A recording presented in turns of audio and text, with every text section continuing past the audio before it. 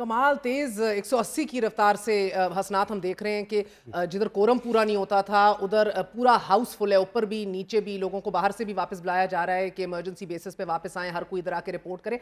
Number पूरे होने की बात करें, अगर ये अदील बता रहे हैं 175A और 179 की बात हो रही है, टेन्योर पोस्टिंग को तो पहली चीफ जस्टिस काजी फायद ईसा ना कर गए, जिसके तहत उनको क्या 2 पौने 2 साल और मजीद मिल जाने थे। मगर बसूरत दीगर जो खबर अदील बता रहे हैं और जो आईनी मसवदा तैयार किया हुआ है उसमें तो इनको 3 साल मजीद मिल जाते हैं, 2028 तक के जा सकते हैं। And this will also not be considered technically an extension. Sir, $1 million question है कि आज जो वजाहत दी है चीफ जस्टिस काजी फायद ईसा साहब ने, ऑफिशियली भी ऑन कैमरा तो जिक्र ही नहीं किया सरहन, बाद में जो गैर रस्मी गुफ्तगू हुई है सहाफ़ियों से उसके अंदर वाज़े तरदीद की है टू स्टे ऑन पोस्ट अक्टूबर 25 या मुबहम क्लैरिफिकेशन? मेरा ख्याल है कि वो गलत रिपोर्ट हुआ है। उसमें सिर्फ ये था कि चीफ जस्टिस का टेन्योर 3 साल करने के हवाले से उन्होंने कहा जी कि अगर करना है तो मैं फिर उसमें इंटरेस्टेड नहीं।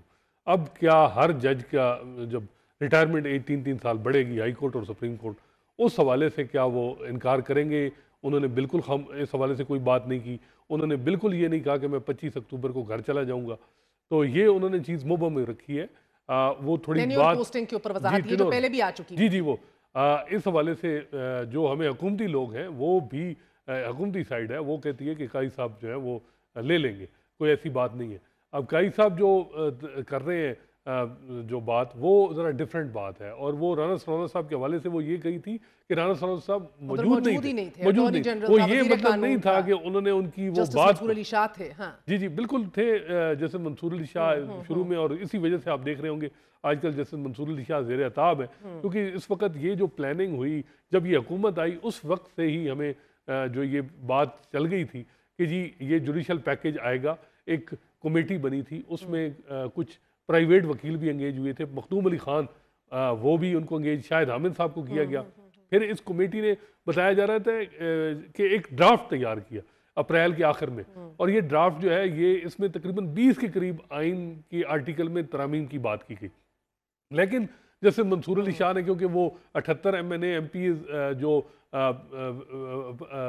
PTI को या सुन्नी इत्तेहाद कौंसिल को मिलने थे रिजर्व सीटें जो दूसरी जमातों में तकसीम कर दी, 39 तो मिल गए ना, 41 हैं जिनके ऊपर अभी ये खेल रहे हैं, जो हमारे प्रोग्राम में पिछले हफ्ते से मान रहे हैं कि we have a fair chance to approach them। मैं कह रहा हूँ कि मई में जो सस्पेंड हुआ आर्डर, उसके बाद प्लान खराब हुआ हुकूमत का। तो अब हुकूमत दोबारा इस मामले पे आई है। एक तरफ जैसे मंसूर अली शाह से बात, इस मुसवदे में क्या क्या है? मंसूर अली शाह साहब तो आज मौजूद नहीं थे, हॉलीडेज पे अभी, मगर इसमें आप कह रहे हैं वो जजेस की रोटेशन वाले क्लॉज भी हैं, 175 जिस तरह डील बता रहे हैं, 175 जजेस की अपॉइंटमेंट का प्रोसेस है। पीपल्स पार्टी इस चीज़ को ज़्यादा बात कर रही है, उनके लोग बात कि जी हम 19वीं तरमीम ख़त्म कर रहे हैं, 18वीं तरमीम जो ओरिजिनल एक प्लान था जजेस की अपॉइंटमेंट का वो बहाल उसके पे किया जा रहा है। वो मेरा ख्याल है उस पर तो PTI को भी कोई इतराज़ नहीं। 25 अक्टूबर से पहले पहले अगर ये आईनी तरमीम आ जाती है तो वो तब क्या सिनारियो सूरत हाल होगी? इसके ऊपर आज चीफ जस्टिस ने कोई वजाहत नहीं दी। बिल्कुल वजाहत नहीं दी, और वो जिस तरीके से उनकी तकरीर है जो पब्लिक के सामने आई उसमें कोई उन्होंने हिंट नहीं दिया कि मैं रिटायर होने जा रहा हूँ। और बिल्कुल देखिए ये भी का इंशाल्लाह आइंदा साल देखिए ये अब इसमें देखें ना, ये जो जुडिशल पैकेज आ रहा है इसमें किस किस ने हेल्प नहीं की। इलेक्शन कमीशन से लेके रिकाउंटिंग में 3 सीटें दे दी गई हैं जमात को। फिर आप देखें जिस तरीके से जमातें इकट्ठी की गई। मौलाना साहब, मुझे बड़ा ताज्जुब हुआ जब ये बात कर रहे थे चीफ जस्टिस साहब के पहले जो है बेंच देख के ही फैसला पता लग जाता था, मगर पिछले 1 साल से आप देखें सेनेटर्स तक आके बता रहे थे कि बल्ले वाले केस के अंदर बल्ला छीन लिया जाएगा। Senator Faisal Wada is on record.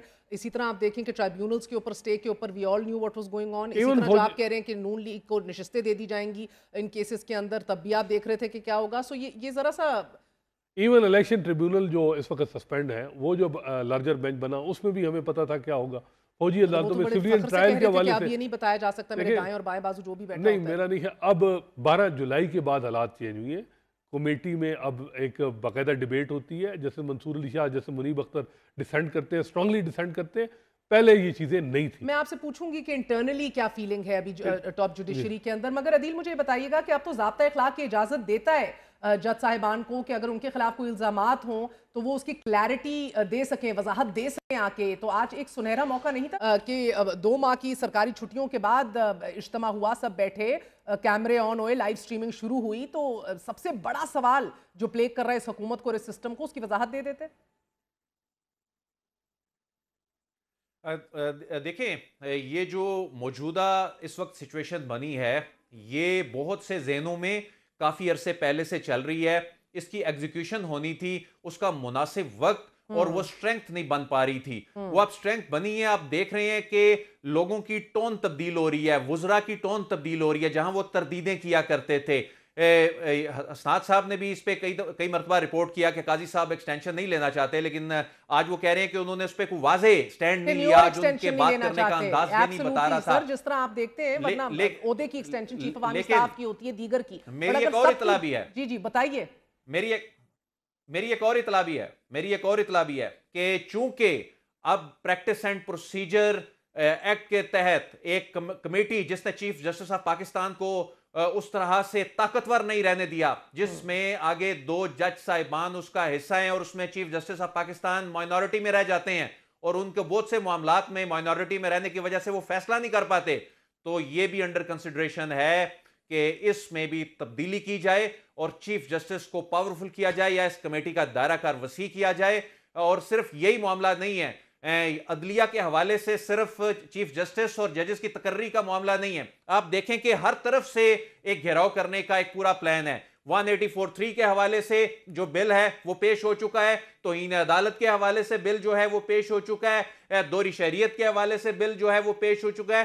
حکومت ان پرائیویٹ ممبر بلز کو بھی کسی نہ کسی طریقے سے پش کر رہی ہے. تو بنیادی طور پہ مگر عدیل کہیں نہ بڑا کہیں تو پھر پیکج ہے اس جوڈیشل پیکج پش بیک سے جو یہ سوچا جا رہا ہے. عدیل جوڈیشل پش بیک کے امکانات تو بڑھ جائیں گے. آج تو بڑے فخر سے چیف جسٹس کہہ رہے تھے کہ جب ان سے بعد میں بھی سوال کیا گیا کہ کیوں آپ نے ابھی تک 6 ججز نے جو خط لکھا تھا اس حوالے سے ابھی تک کیوں نہیں سماعت ہوئی، بینچ بیٹھا، انہوں نے کہا کہ مجھ سے کیوں پوچھ رہے ہیں. بڑے انہوں نے کہا مسرت ہلالی صاحبہ نہیں تھی، ان کا جب ذکر کیا گیا تو صحافی نے پوچھا کہ باس جب وہ ملٹری کورٹس کے حوالے سے تو آپ نے بینچ تشکیل دیا تھا جب وہ اویلیبل نہیں تھی، تو اس کیس میں کیوں نہیں؟ جدھر وہ ذرا سا نالا ہوئے، دکھی ہوئے، بڑا اگریسو ہو گئے. the reporters are telling us. تو اس حوالے سے تو بڑا فخر کر رہے ہیں کہ کمیٹی بیٹھتی ہے، مجھ سے کیوں پوچھ رہے ہو؟ جسٹس منصور علی شاہ اور جسٹس منیر سے جا کے پوچھو جو چھٹیاں لیتے ہیں.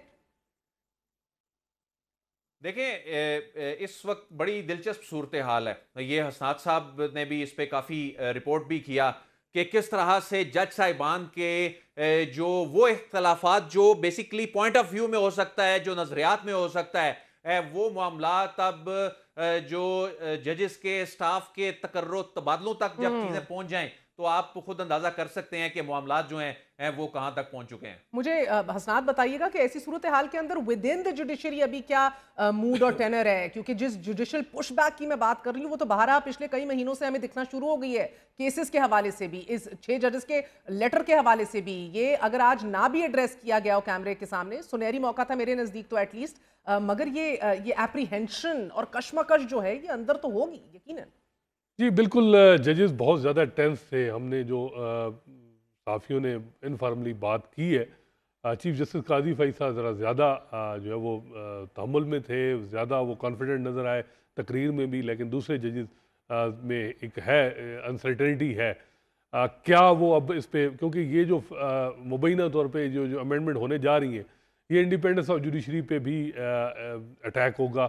اگر یہ انڈیپینڈنس آف جوڈیشری اس پہ سے وائلیٹ ہوتی ہے تو ایون کانسٹیٹیوشن امینڈمنٹ بھی اسٹرائک ڈاؤن ہو سکتی ہے. 2015 کی ججمنٹ ہے جس میں میجارٹی ججز نے 3 سیلینٹ فیچر آئین کے بتایا کہ اگر جمہوریت، پارلیمانی نظام اور عدلیہ کی آزادی، اگر یہ بات ہے حسنات، اگر اس کو اس زاویے میں دیکھا جائے تو if it is perceived as an attack on judiciary، ابھی آپ نے دیکھا نیب ترمیم کے اندر اپنے the right of legislation، the right of parliament سب کو اپہولڈ کیا وہ گیا. معاملہ اور ہے. دیکھیں جب یہ معاملہ اگر امینڈمنٹ ہوگی تو یہ فل کورٹ بنے گا. اسی وجہ سے حکومت چاہ رہی ہے کہ ججز کی تعداد بھی بڑھائی جائے. اگر یہ ججز، میں آپ کو بتا دوں کہ یہ ججز اگر رہے تو میرا نہیں خیال کہ یہ جوڈیشل پیکج جو ہے یہ سسٹین رہے گا، یہ سٹرائک ڈاؤن ہو جائے گا اور حکومت کو پھر سیٹ بیک ہوگا. میرا نہیں خیال کہ اس پہ ججز جو ہے وہ جس قسم کی امینڈمنٹ اطلاعات ہیں کہ جی آرٹیکل 175 کے قریب 203 کے درمیان جتنے آرٹیکل ہیں ان میں سے ان کو کنسیڈر ریویو کرنے کی کوششیں کی یعنی ان پہ بات ہو رہی ہے. تو یہ بہت بڑی ایک جو عدلیہ کے حوالے سے، اور آپ پش بیک ایکسپیکٹ کر رہے ہیں. میرا خیال ہے کہ اگر فل کورٹ بنا تو بات ہوگی، آوازیں تو آئیں گی. دیکھتے ہیں کیونکہ اس وقت ججز جو ہیں، آج دیکھا کچھ ججز بڑے محتاط تھے، 2 سینئر ججز اویلیبل نہیں تھے. اب ان کی انٹرنل میٹنگ ہوگی کس طرح، ظاہری بات ہے انہوں نے بھی اپنا پلان A B C کیا ہوگا کہ اگر یہ حکومت کرتی ہے تو پھر ہمیں کیا. اب آپ کو اندازہ ہوگا کہ 12 جولائی کی ججمنٹ پہ حکومت چل رہی تھی، اتنا ریئیکشن کیا ہوتا. रिएक्शन इस वजह से था कि जो एक प्रपोज एक प्लान था कि अदलिया को कंट्रोल करने का, वो प्लान मेरा ख्याल है जजेस ने उस पर प्रियम्प्ट किया। फिर भी हुकूमत बज़िद है कि वो आगे जाएगी, और मुझे तो लग रहा है, लेकिन एक जो बड़ा एडवांटेज है हुकूमत को कि बाहर बिल्कुल खामोश है, मीडिया में भी उस तरह की आवाज़ नहीं आ रही, सिविल सोसाइटी में भी खामोशी है। जजेस के जो सरबराहान, चाहे वो इस्लामाबाद हाई कोर्ट में हो चाहे चीफ जस्टिस हो, उनसे हुकूमत कंफर्टेबल है।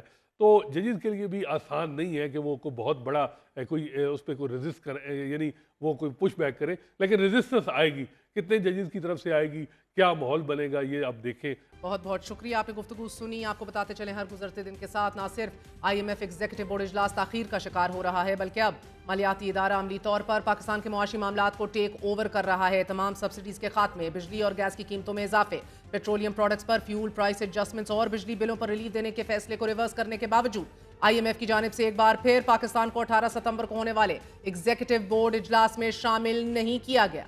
इजाजत दीजिए, गुड नाइट, अल्लाह हाफ़िज़।